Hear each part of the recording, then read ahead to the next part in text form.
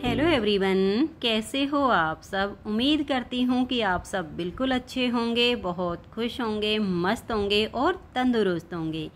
आप सभी को मेरी प्यार भरी राधे राधे।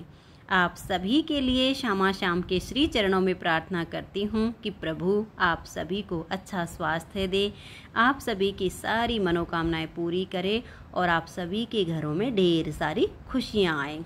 अभी ये जो समय है ये शाम के 5:30 बजे का टाइम है। अभी जैसे कुछ बर्तन दिन में जो साफ़ करके रखे हुए थे उनको मैंने उनकी जगह पे सेट कर दिया है और अब मैं कर रही हूँ रात का खाना बनाने की तैयारी। वैसे इतनी जल्दी खाना बनाने की तैयारी मैं कभी भी नहीं करती हूँ, लेकिन आज तो मैं बनाऊँगी मीठे पूड़े और बेसन के चीले। तो इसमें लगेगा काफ़ी सारा टाइम, क्योंकि एक तो डिश 2 तरह की तैयार होगी और ऊपर से भाई इनको बनाने में काफ़ी समय लगता है। तो इसकी जो जब भी तैयारी करनी होती है तो थोड़ा सा जल्दी करनी पड़ती है, ताकि जो हम रोटी बनाते हैं उस टाइम तक हमारा ये पूड़े वगैरह बनाने का काम कंप्लीट हो जाए। तो यहाँ पर मैं अभी आलू छील लेती हूँ, क्योंकि जो बेसन के चीले बनाऊँगी उसमें मैं आलू डाल दूँगी और पालक, बाकी जो सारे मसाले हैं वो मैं ऐड कर दूँगी। और जैसे शिमला मिर्च वगैरह रखी होती हैं या कुछ और सब्जियां होती हैं, मैं वो भी कभी कभी इसमें कद्दूकस करके डाल देती हूँ, बट आज सिर्फ मेरे पास यही बचे हुए हैं तो मैं इसमें पालक और आलू डाल के और चीले बना दूँगी। सारे मसाले वगैरह ऐड करके काफ़ी स्वादिष्ट बन जाती हैं। तो वही अभी सारी तैयारी करूँगी। घोल तैयार करूँगी 2 तरह का। घोल का क्या होता है ना कि जैसे हमें बनाने हैं पूड़े तो कम से कम आधा घंटा पौना घंटा मैं उसको रख देती हूँ बना के, मीठे पूड़े वाला भी और बेसन वाला भी। एक तो ये अच्छे से सेट हो जाता है, जितना बेसन फूलना होता है वो फूल जाता है। आटा भी जो हम घोल तैयार करते हैं वो अच्छे से फूल के और बढ़िया सेट हो जाता है। फिर जब हम पूड़े या चीले बनाते हैं तो बहुत अच्छे बनते हैं, कहीं से भी मतलब कोई दिक्कत नहीं आती बनाने में। तो उनको कम से कम, अगर किसी के पास ज़्यादा टाइम ना हो तो कम से कम 15 मिनट पहले तो ज़रूर घोल बना के रखना चाहिए। तो अभी तो मैं 5:30 बजे ही लग गई थी, तो सोचा कि भाई अभी बना के रख दूँगी, आधा घंटा रखा रहेगा और फिर बाद में बनाने शुरू कर दूँगी। तो तैयारी करने में ही बहुत समय चला जाता है। खाने वाले तो बैठते हैं और 2 मिनट में खा के उठ जाते हैं, लेकिन जिसको रसोई बनानी होती है उसको पता होता है कि ये सारी चीज़ें बनाने में, तैयार करने में एक गृहिणी को कितना टाइम लगता है। मतलब अगर मैं किसी और को नहीं देखूं, अपने को ही देखूं, तो सुबह मेरे 4 से 5 घंटे सुबह रसोई में निकल जाते हैं और 2.5 से 3 घंटे का समय मेरा शाम को भी निकल जाता है रसोई में ही। और फिर बीच में दिन में तो जैसे भाई मान लिया किसी के लिए चाय बनानी है या किसी को दूध देना है, उस समय की तो कोई गिनती ही नहीं होती है। तो ये समय तो रसोई में ही निकल जाता है। फिर घर की साफ़ सफाई और भी बहुत सारे काम होते हैं, तो एक लेडीज़ के काम कभी ख़त्म ही नहीं होते हैं। तो वही यहाँ पर देखिए मैंने बेसन डाल लिया है और बेसन का घोल बना के रख दूँगी। और अभी बर्तन भी काफ़ी सारे इकट्ठे हो जाएंगे और साथ में मैंने जो है दही जमानी है, तो उसके लिए दूध गर्म करने के लिए भी रख दिया है कि साथ के साथ मैं ये वाली तैयारी भी कर लेती हूँ, क्योंकि भाई फिर शाम की संध्या आरती भी है।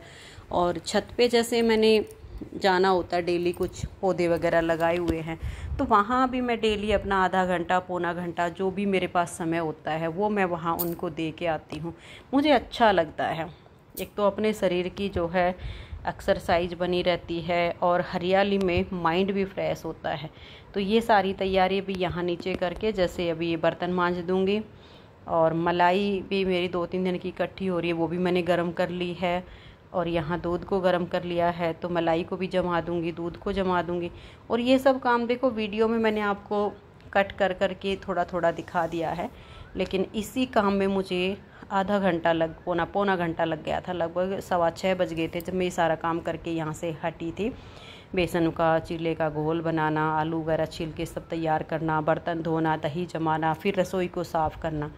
क्योंकि क्या होता है ना, जैसे हम कोई भी यहाँ पर सब्जी काटते हैं या घोल तैयार किया है तो स्लेब पे कुछ ना कुछ थोड़ा थोड़ा गिर जाता है, तो पूरी रसोई को फिर एक बार पोंछना पड़ता है। भाई टाइम लगता है इन कामों में। और यहाँ भी काफ़ी सारे बर्तन इकट्ठे हो गए थे कि भाई चलो मैं ये सारा काम निपटा के एक बार चली जाऊँगी छत पे, वहाँ थोड़ा सा जो भी कुछ काम होगा वो काम करके आऊँगी। थोड़ा सा ये भी होता है भाई, सारा दिन घर के इसी चार दीवारी में लगी रहती हूँ, छत पे जाती हूँ तो थोड़ा मन को भी अच्छा लगता है और थोड़ी सी मतलब एक बाहर की हवा भी लग जाती है। वैसे खाली बैठा नहीं जाता है जाके छत पे इतनी देर, लेकिन वहाँ कुछ काम होता है ना, तो उस काम के बहाने वो आधा घंटा पौना घंटा कैसे निकल गया वो पता भी नहीं चलता है। इससे हमारा शरीर भी फिट रहता है। और जैसे कि मैंने आप सबको एक दो वीडियो में बताया था कि भाई मैं क्या क्या चीज़ें लेती हूँ पीती हूँ जिससे मतलब मेरे दर्द में आराम हो गया, तो कई बहनों के कमेंट्स थे कि कितना लेना है, कैसे लेना है। तो बहन मैं उस पर जो है ना एक डिटेल में वीडियो बना दूँगी, क्योंकि मैं ना आजकल थोड़ा सा बिजी ज़्यादा हो रही हूँ। एक तो अभी ऊन का स्टॉक नया आ गया है, सारा सामान खोलना सेट करना, इन कामों में बिजी हो रही हैं। अभी तो जो नए कलर आए हैं, नई वैरायटी आई हैं, उनकी फ़ोटो भी बनेगी।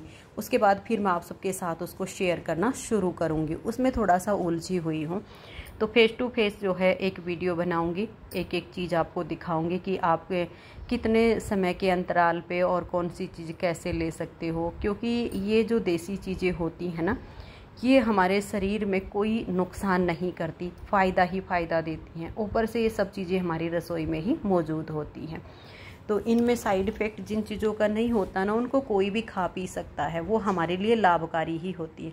तो मैं पूरी डिटेल में वीडियो बना के आप सबके साथ शेयर कर दूँगी, लेकिन जल्दी ही करूँगी, अभी थोड़ा सा बिजी हो रही हूँ। ये वीडियो भी अभी मैंने 2 दिन पहले शूट की थी, बारिश आई थी उस दिन बहुत तेज़, और आज आप सबके साथ इसको मैं शेयर कर रही हूँ। आज भी अभी थोड़ा सा टाइम निकाला है, काफ़ी सारी ऊन खोल के रखी हुई है, इधर उधर घर में फैली हुई है, उसको सेट करना है, लगाना है।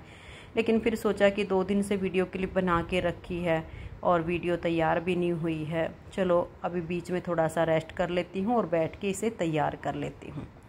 तो ये देखो, अभी मैं पहले ठाकुर जी की थाली तैयार करूँगी, और ये टाइम हो रहा है अभी 7 बजे का, और सासू माँ अभी बाहर बालकनी में बैठी हुई है, वो अभी खाना खाएगी नहीं, वो अभी बालकनी में बैठी हुई है। फिर आके वो अपनी जो है बैठ के भगवान का नाम जप करेगी और उसके बाद वो खाना खाएगी। तो मैंने सोचा कि मैं पहले अपने कान्हा की थाली तैयार कर लेती हूँ, ठाकुर जी का भोग लगा देती हूँ। तो यहाँ पर मैं जैसे 2 चीले बना लेती हूँ बेसन के, तो बना लूँगी मीठे पूड़े और ठाकुर जी का भोग लगा दूँगी। और मैं ऐसे ही पूड़े बनाने लग गई थी, मैंने ये एप्रॉन नहीं बांधा था, फिर बाद में लगा कि कहीं छींटे वगैरह लगेंगे। अगर पुराना घिसा पिटा सूट पहना होता तो मैं बना भी देती, कोई छींटा छाटा लग जाए कोई बात नहीं, लेकिन ये सूट तो मैंने अभी सीला था, 1-2 बार ही पहना है, तो क्यों तेल का छींटा, घी का छींटा। तेल में तो मैं नहीं बनाती हूँ कोई भी इस तरह से पूड़े वगैरह, देसी घी में बनाती हूँ। तो भाई घी के छींटे लगेंगे, फिर वो चिकनाई उतरेगी नहीं, कपड़े ख़राब हो जाएंगे। तो मैंने एप्रॉन बांध ली है, जो भी चिकनाई का छींटा उठे तो इसी पे लग जाए। और जैसे भाई वैसे सावन का महीना है, हमारे जो पहले बड़े बूढ़े होते थे वो तेल ही खाते थे सावन के महीने में, कहते थे कि भाई सावन के महीने में तेल ज़रूर खाना चाहिए। लेकिन अब आजकल के बच्चे हैं वो तेल खाना पसंद करते ही नहीं। बस सब्जी तो जो है भाई वो तेल अच्छे से पक जाता है और थोड़ा सा डलता है सब्जी में, तो वो पता भी नहीं चलता है। लेकिन जैसे बेसन के चीले बनाने हैं, पूड़े बनाने हैं, ये तेल में खाना पसंद नहीं करते, तो भाई मैं देसी घी में ही बनाती हूँ। और देसी घी भी भाई आजकल कुछ लोग तो जैसे किसी को घर का बना हुआ घी नहीं मिलता है तो मार्केट से लाते हैं देसी घी करके, लेकिन उसमें बहुत सारी मिलावट होती है, वो घी नहीं होता, स्वास्थ्य के साथ बहुत बड़ा खिलवाड़ है। लेकिन क्या करें, लोगों की मजबूरी भी हो गई है, जब कहीं पर कुछ मिले ही ना तो उसी को एडजस्ट करना पड़ता है, उसी को लेना पड़ता है।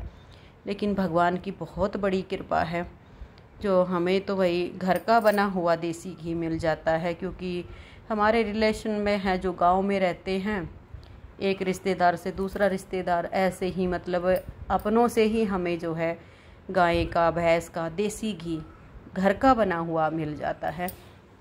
तो उसको खाने का जो मज़ा है घर के बने हुए घी का, वो मार्केट वाले घी का कहाँ होता है। पर क्या करें, जिनको नहीं मिलता उनकी मजबूरी होती है, उनको खाना पड़ता है।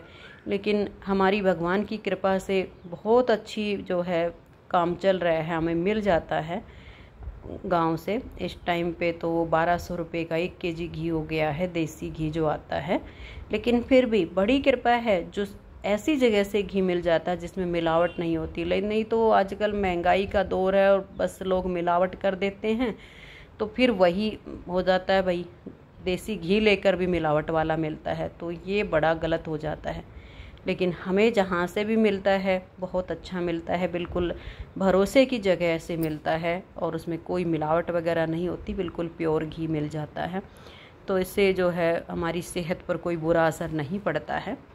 तो आप सब आ जाइए। मैंने बना दिए हैं, सबसे पहले तो बेसन के चीले तैयार कर लिए हैं, अभी 2 चीले बनाऊंगे और फिर 2 मीठे पूड़े बनाऊंगे। और जैसे ना किसी को ये लगे कि घी बहुत ज़्यादा डाल रही हूँ, घी ज़्यादा नहीं डाल रही हूँ, मैं थोड़ा थोड़ा डालती हूँ। क्योंकि क्या होता है, जैसे बेसन का जो चीला है एकदम से घी डालेंगे तो छींटे उठते रहेंगे, और कम डालेंगे तो ये काला हो जाएगा, सिकेगा नहीं। जब थोड़ा थोड़ा बूंद बूंद करके चारों तरफ डालते रहते हैं ना पूड़े के घी, तो वो घी में बहुत अच्छा सिकता है। और ये चीज़ें वही घी में ही बनती हैं, ऐसा तो है नहीं कि सूखी सूखी बनेंगी।